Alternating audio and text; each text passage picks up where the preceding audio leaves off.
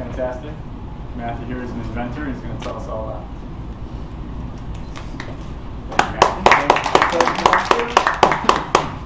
Mr. Toastmaster, fellow Toastmasters, and our guests, welcome. So, a few weeks ago, the last time I stood up here, I came out to everyone. I revealed something about myself that I had not shared, that I'm an inventor. What did you think I was going to say? Of course, I'm an inventor. All right. So, when I was a kid, my mother told me this story. The story's about Thomas Edison. This may be a little bit wrong, but we'll just blame her if it's wrong. So I'm going to tell this story to you now. Thomas Edison was inventing the light bulb. And he had the basic understanding of how he wanted it to work. There was kind of the glass enclosure, and the power flowed through, and there had to be a filament. And the filament needed to burn so that it would show the light, so you could see at nighttime or when factories would normally go dark. He had a vision that they could be productive at that time. So Thomas Edison was trying different fibers from fabrics and different kinds of metals and elements, and everything he tried either just exploded or burned for a moment and fizzled out. Didn't really work. He tried over 200 different ideas, and they all did not work. And finally people said, Mr. Edison, everything you're trying is failing. Why don't you just give up? I mean, it's not going to work. It's never going to work. Who cares? And Thomas Edison said, I've not failed. I have positively identified 200 elements that I will never try again and will not work in this light bulb. I love that. That is a great attitude to have. And when it comes to inventing products, I'm going to guess that everyone in this room has had an idea for something. You've been somewhere, you're shaking your head. Everyone probably has had some idea, big or small, grand or simple, of how something could be better. So let me give you 3 tangible steps that could bring your idea to life. First one is to keep a journal. You really want to write things down and keep track of your ideas, because for me, ideas tend to build on each other.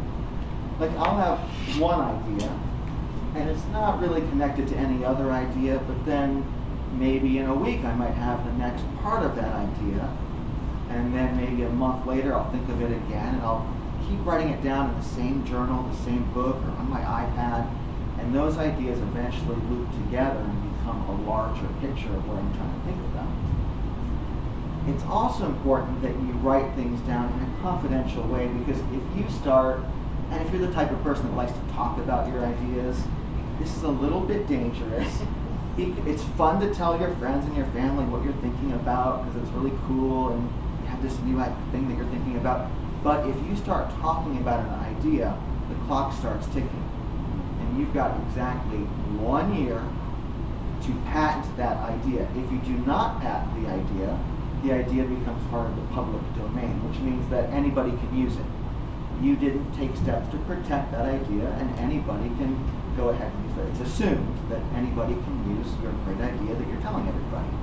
So you only want to tell the very few people who are helping you develop, like a business partner, or if you've mistakenly told someone that was not a business partner, make them a business partner. You're in business with me, whether you like it or not. You can have them sign disclosures. There are things you can do to help clean up your tracks if you've mistakenly talked about it. But in general, just write it down. Now, I want everyone just to think for a moment of a time when you had a dream.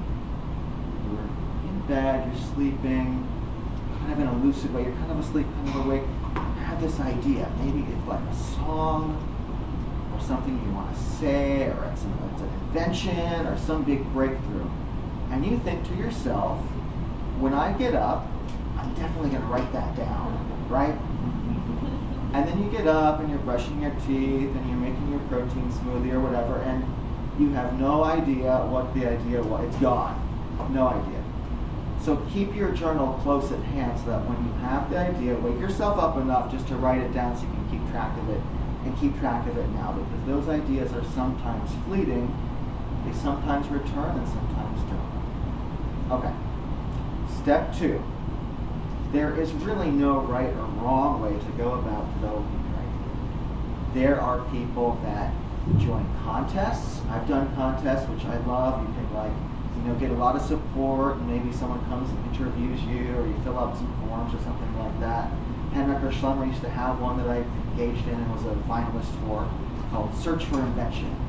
So lots of stores that support entrepreneurs do contests. There's online contests, there's like the Shark Tank, there's all kinds of things. You could also go it alone, you can have a business partner, there's websites like Kickstarter, you can raise money for your idea. There's really no one idea that's the best one or the right one. And when people ask me what they should do, there's really not a clear-cut way. You could go about it many different ways. So please never feel that the way that you're doing it is the wrong way, or it'll never add up because it's not the way that somebody else does it. It's the way that you're doing it, and that is great for you. You can always improve and keep on getting better.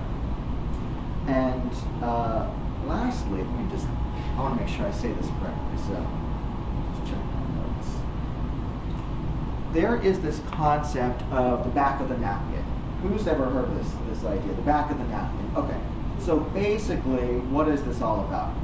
What that means is that someone had an idea, and it was such a ingenious strike in their head that they had to write it down as fast as they could wherever they were.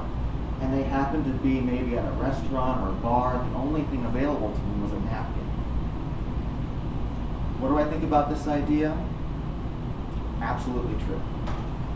For me, a lot of times when I'm not really focused on trying to think of something, I'm just out having fun, or I'm like hanging out and doing whatever I'm doing, that's when the idea strikes. So going back to the first thing, keep your journal at hand because you never know where you're going to be. But if all there is a napkin at hand, write it down there. You can glue it into your journal later.